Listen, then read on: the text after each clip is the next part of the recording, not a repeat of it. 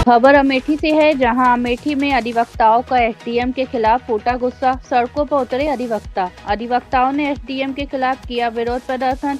SDM की कार्यशैली से नाराज अधिवक्ताओं ने तहसील परिसर से निकलकर मुसाफिरखाना कस्बे में किया जोरदार प्रदर्शन, की नारेबाजी। अधिवक्ताओं के प्रदर्शन के दौरान कई थानों की फोर्स सहित पीएसपी रही मौजूद। अधिवक्ताओं ने एसडीएम के ट्रांसफर की मांग करते हुए सीडीओ को सौंपा ज्ञापन। अमेठी से हंसराज सिंह की रिपोर्ट। देखिए, सबसे पहले ये कहेंगे कि हम उस समाज से हैं, अधिवक्ता समाज से, जो समाज भारत को, आप जैसे पत्रकारों को और भारत के प्रत्येक नागरिकों की रक्षा के लिए, भारत में आज़ादी दिलाने के लिए हम अंग्रेजों से लड़ गए। तो ये जान लीजिए, एक जनपद के एक तहसील का एक अधिकारी से क्या हम लड़ने योग्य नहीं होंगे?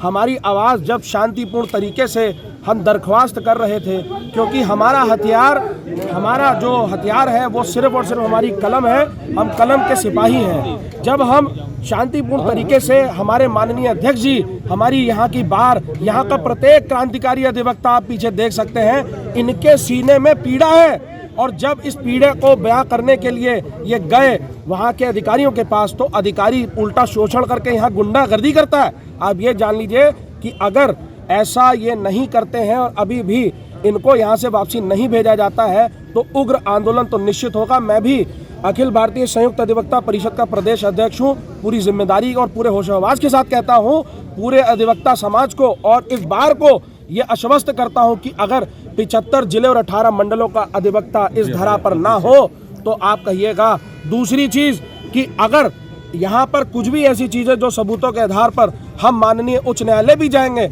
और जब हाई कोर्ट में ऐसे अधिकारियों को तलब किया जाएगा तब अधिकारियों को पता चलेगा कि इनके ऊपर भी कोर्ट है, इनके ऊपर भी न्यायालय है। और जब शासन नहीं सुनता, प्रशासन नहीं सुनता, तो देश की कोर्टें सुनती हैं, और जब कोर्ट अपना फैसला सुनाती है तब इस जैसे भ्रष्ट अधिकारियों को फिर से अपनी जो भी कलम का वो दुरुपयोग कर रहे हैं वो समझ में आ जाता है कि घोड़े को चारा खिलाना है या आम गरीब मजलूम जो इधर गांव का वादकारी आ रहा है, एक सम्मानित अधिवक्ता आ रहा है, उसकी आवाज को बुलंद करके वहां तक पहुंचाना है और सही ढंग से आदेश पारित करना है। ये बात ध्यान रखिएगा कि अगर इधर का एक भी अधिवक्ता को यहाँ का अधिकारी जो डंडा दिखाने की कोशिश करता है, और इधर एक पत्र भी मेरे हाथ में लगा जहाँ पर कोर्ट उतारने की बात करता है, उन्हें खुली चेतावनी देते हैं आपके चैनल के माध्यम से, पूरे प्रदेश के एक एक अधिवक्ता के माध्यम से, कि भले उत्तर प्रदेश में एडवोकेट प्रोटेक्शन एक्ट ना लागू हुआ हो, लेकिन हमारा संगठन अभी भी इतना मजबूत है कि इन जैसे भ्रष्ट अधिकारियों को उनको धूल चटा देंगे और उनसे ईंट से ईंट बजा देंगे। ये वादा है और ये क्रांतिकारी वादा एक अधिवक्ता का है, और इस एक अधिवक्ता के साथ पूरा प्रदेश का अधिवक्ता है और एक एक अधिवक्ता की आवाज है। अधिवक्ता एकता जिंदाबाद, अधिवक्ता एकता जिंदाबाद। तमाम आरोपों के बाद भी कौन इनको बचा रहा है कि बार बार यहीं पे पोस्टिंग इनकी होती है? साहब, कहने का मतलब है कि राजनीतिक दबाव हो चाहे पैसों का प्रभाव हो, लेकिन एक चीज जान लीजिए कि अधिवक्ताओं की कलम के आगे कोई टिक नहीं सकता। ये बार एसोसिएशन इतनी सशक्त है, हमारे माननीय अध्यक्ष, यहाँ का प्रत्येक एक एक अधिवक्ता इतना सशक्त है कि वो ऐसे भ्रष्ट अधिकारियों को ये ईंट से ईंट बजा देगा।